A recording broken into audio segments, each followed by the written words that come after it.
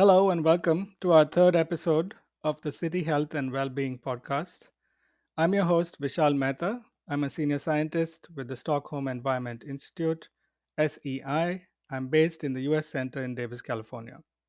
SEI is an international nonprofit that works in several countries at the intersection of science and policy. We are interested in unpacking what makes a city a healthy environment where every citizen can have the opportunity to thrive. In our third episode, we introduce one of the outputs of the City Health and Wellbeing Initiative, namely SEI's Urban Toolbox for Livable Cities, which is a collection of digital tools that support the understanding of different dimensions of urban sustainability. I am delighted to have two of my colleagues, Diane Archer and Rosie Witton, join us today.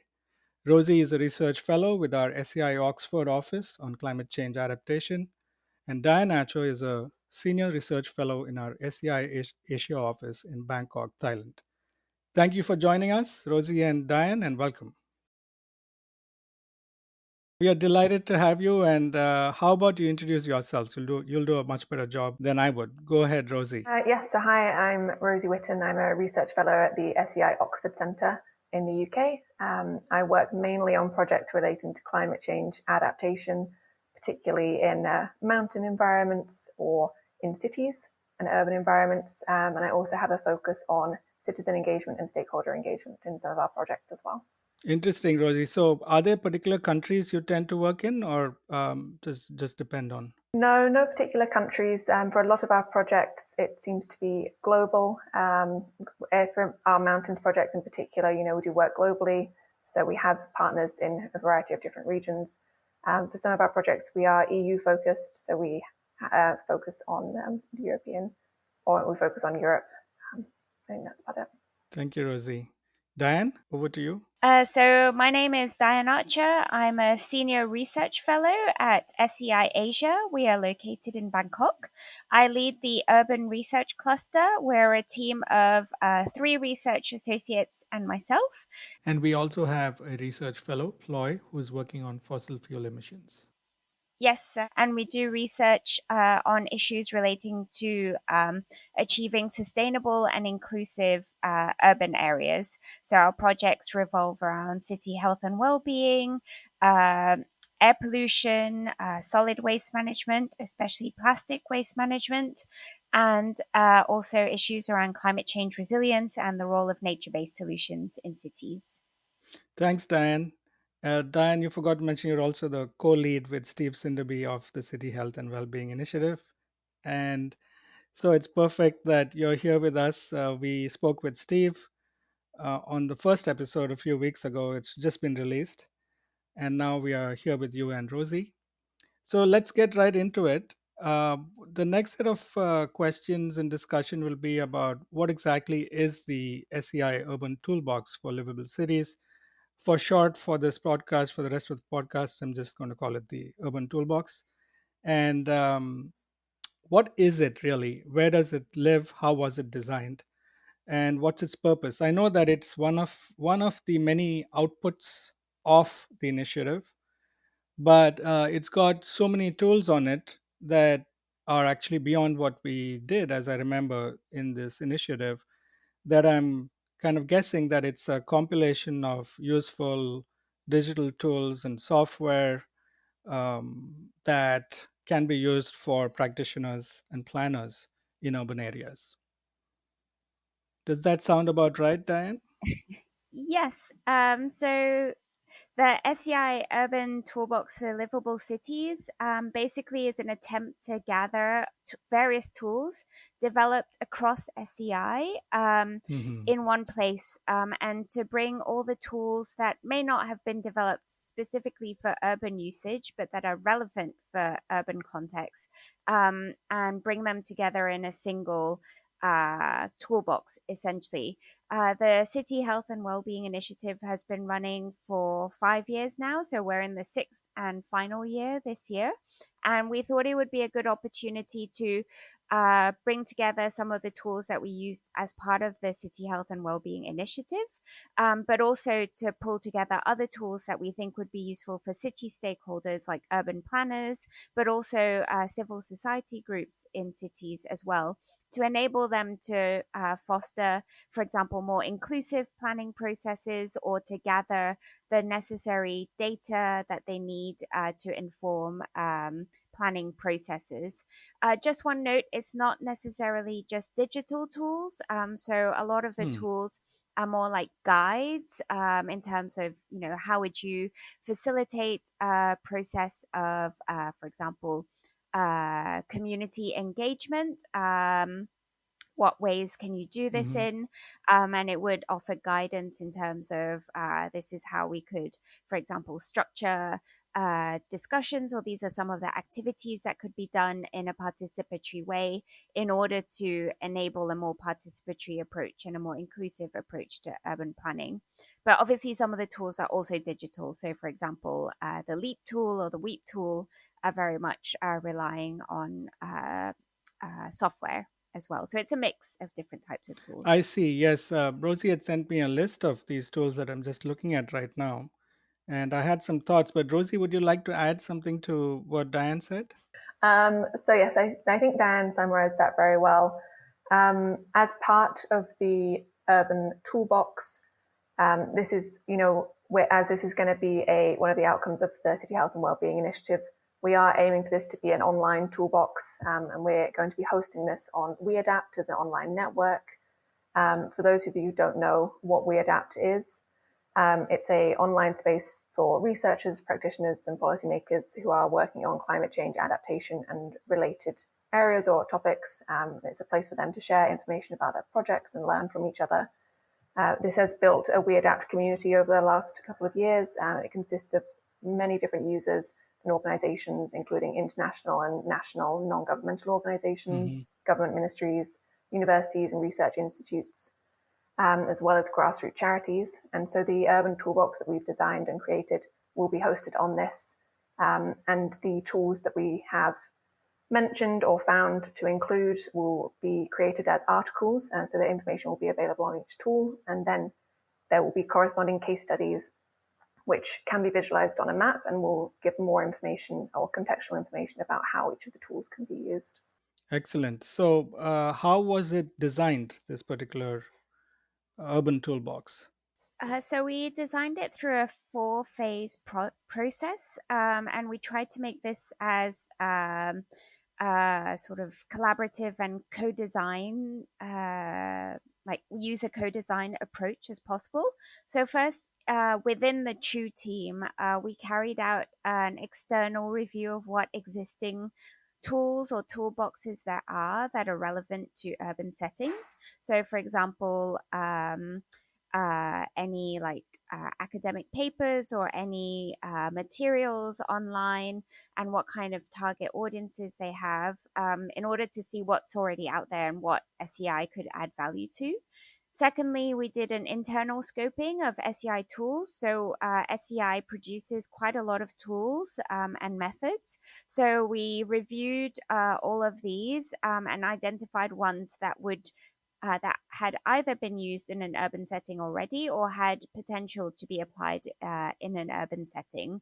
So we reviewed what materials were available, what kind of guidance material was available for users, and on top of the Chew project's own tools, or including the Chew project's own tools, we identified over 20 projects with tools that were relevant to an urban setting. So following these two phases, the third step was a co-design workshop with urban stakeholders. So we organized both online workshops and face-to-face workshops with city stakeholders in various cities, including in the two Chew state case study cities, which are Udon Thani in Thailand and Nakuru in Kenya, but also additional meetings in Kampala, in Lusaka, in Kigali, and in Bogota. And these were workshops where we tried to identify some of the key urban challenges faced by the city stakeholders, and the types of tools that they can use to help them to solve these problems, and use discussion formats such as, for example, a strength, weakness, opportunities, and threats, or SWOT analysis, to see if you had this particular tool, what value would it have for you? And we also discussed issues such as like what makes a tool accessible in terms of language, format, whether has to be used online or not, things like that. That would help us with the design of the toolbox to make it as useful as possible. And then finally, the fourth phase was an internal workshop within SEI to make sure that we had full coverage of the urban related tools that we wanted to include, how we should categorize them in the toolbox, and what elements of design should we apply to the toolbox to ensure that it meets the needs of our planned users, and also based on the feedback that we gained through the workshops with city stakeholders. And following those four phases, the tool was then put together. That sounds pretty rigorous and time consuming, actually, Diane. So you Yes, mentioned, sorry, I was sorry, I just, was just going to say, go ahead. That's fine. It's taken over a year, so we're just Hmm. coming towards the end of it now. Yeah. Well, I had two questions, and maybe I can ask Rosie this to start off. Is, Diane mentioned something about language, and I think about language a lot in our international work. Me myself being from India and speaking various languages. So, are there plans to translate it into different languages? Is that already happening? What are your thoughts on that, Rosie? So one of the kind of best features, or one of the really good features about WeAdapt and hosting this toolbox on WeAdapt, is that there is a plugin automatically on the website which allows you to translate it, or articles and case studies, into a variety of different languages. I can't remember the exact number off the top of my head, but it is effectively a Google Translate plugin. So obviously, while there may be some limitations, it is at least a very good starting point.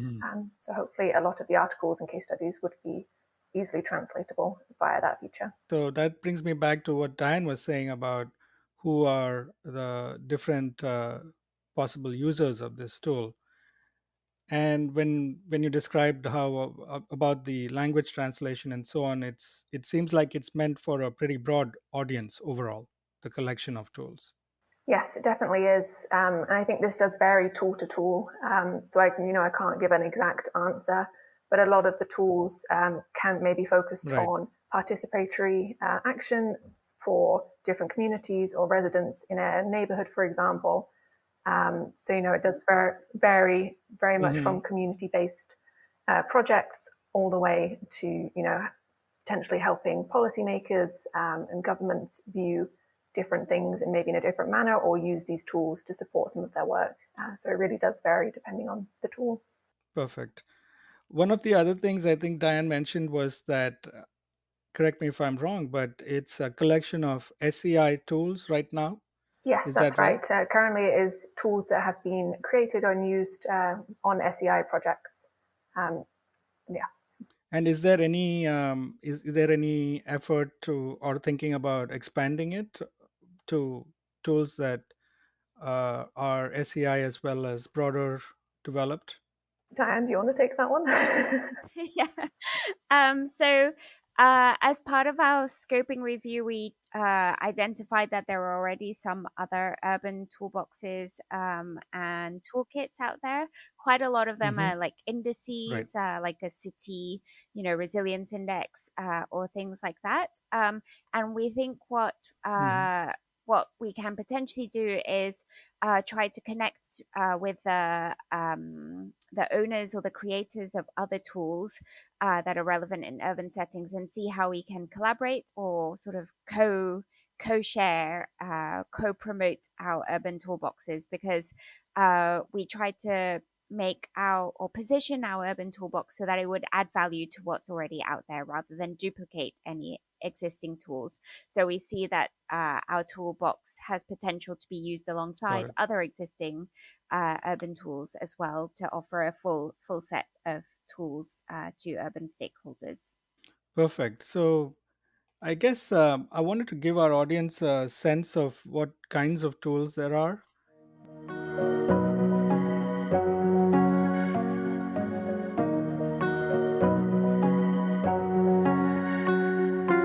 And And so I'm going back to Rosie's list that Rosie had emailed a while ago.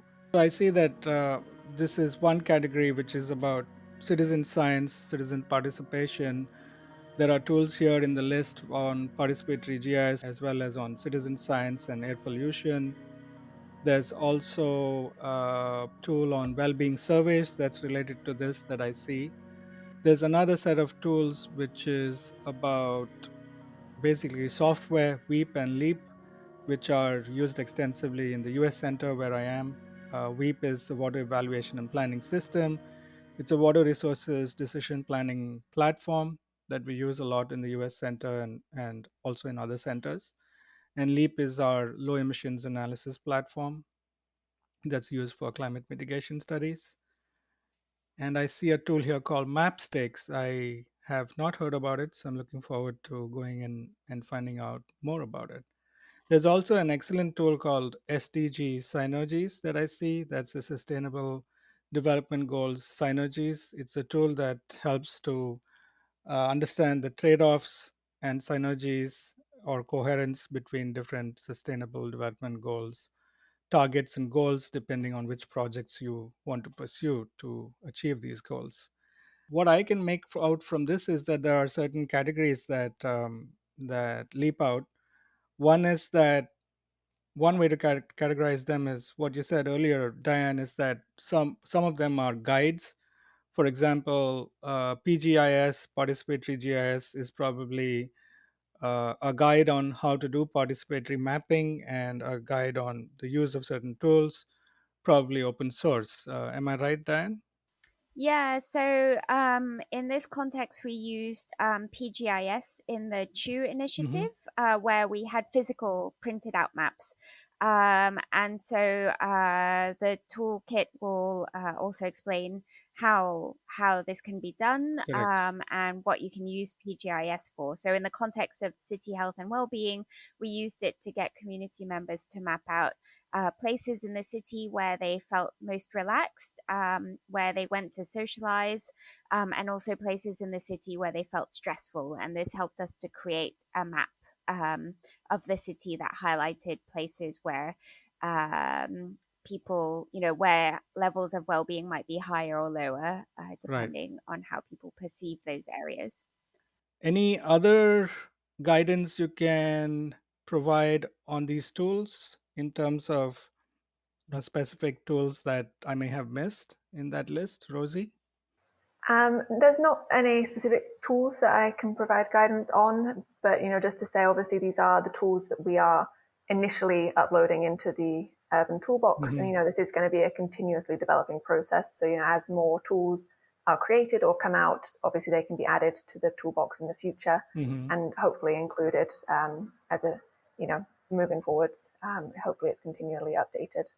Yeah, that leads to my one of my next questions, Rosie, was is there a plan to keep developing it, keep it alive and current? Because as you know, like for example, in mapping, my in one of my first classes in graduate school, my teacher or professor at the time said, as soon as you create a map, it's redundant because it's already in the past. So I keep thinking about that and what are the plans to keep this alive and current? Yes, so for the until the end of this year at least, we are hoping to make sure that all of the SEI tools that we've gathered and reviewed over the last few years are included into this Urban Toolbox. And then hopefully moving forwards after that, it will be a continuous process for members of SEI who are on projects where they're using these different tools or creating new tools Mm-hmm. will want to upload their tools to the Urban Toolbox. It should be something that people can do themselves. So hopefully that will help with the continuity of it in the future. Right. Do you want to add anything to that point, Diane? Not on that point specifically, but I just want to go back to the question of the categories of different Mm, types of tools. And I think so within Readapt, or within the toolkit, they will be four different categories, but more generally, you could say that some tools are focusing, for example, on what available monitoring tools there are. Some tools are focusing more on how to encourage collaborative and participatory decision making. Some tools are more about how to manage urban resources. And then some tools are specifically on the topic of development of infrastructure, such as green infrastructure or water, sanitation, and hygiene. So that's one way of categorizing them, but there's different ways of cutting the cake. Got it. I guess the other point I wanted to ask is, has this toolkit already been launched? It sounds like it's going to be launched by the end of the year or the middle of the year. And how does one find it on the WeAdapt platform? I think it'll be good to share how one accesses this whole suite of tools with the audience, with a URL, which we can include when the podcast is released as part of the information material. Yes, of course. So we are aiming to have the Urban Toolbox published online in the next few weeks. So fingers crossed it's in the imminent future. And it will be available on the WeAdapt website. To get to WeAdapt, it's www.weadapt.org. And then within that, you can go to the different networks available. I believe it's there's a tab for learning. And if you click into the network section, there are all the current networks available on WeAdapt there, and that is where our Urban Toolbox will be sitting as well. So I unfortunately don't have a link for it just yet, but hopefully in the next week or two.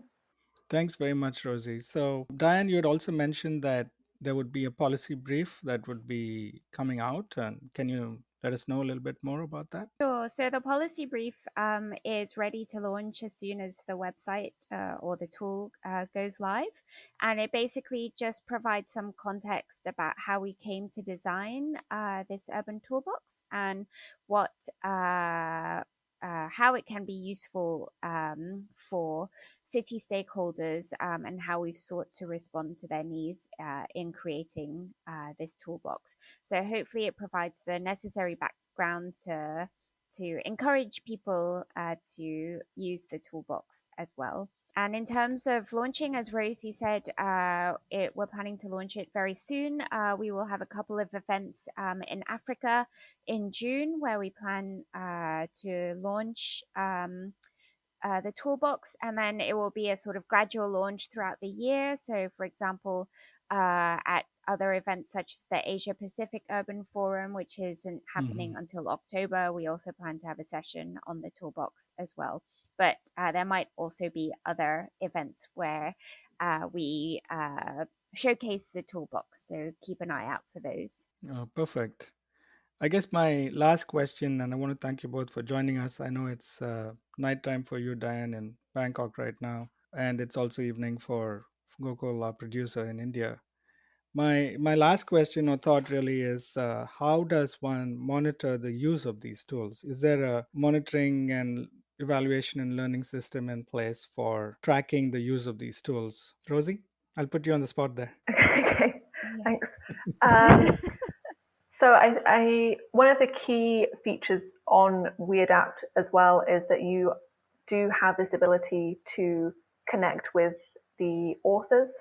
So each author of a tool or whoever might have used the tool, their profile on WeAdapt is connected to the tool article. So, if anyone is ever interested in finding out more information about where or how the tool was created or where it's been used, they can reach out to anyone who might have used it previously if that information is available in their profile. And that just helps increase the collaboration and communications surrounding each of the tools. And it also, helps provide feedback if anyone does use the tool and has any concerns or any feedback to provide. So that's one of the key ways to do it. Diane, I don't know if you wanted to add any information on our monitoring and evaluation techniques.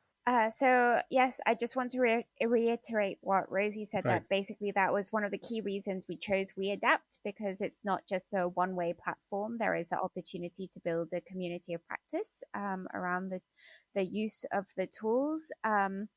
So we hope that we will be able to see how much usage various tools are getting, and whether there are any concerns or feedback from users that we can then integrate into further iterations of the various tools as well. I think our plan is also, for example, if we apply a particular tool in a setting, we would try and create more material, for example, like how-to video or showing a tool being used in practice that could then be uploaded to the platform to generate additional material for Toolbox users too. Perfect. Well, I think that's about all we have time for this episode. I want to thank Rosie and Diane for being with us in your different time zones, especially Diane. Thank you for joining Thanks. us. Bye. And this has been the third episode of the City Health and Wellbeing Initiative. Thank you and good night.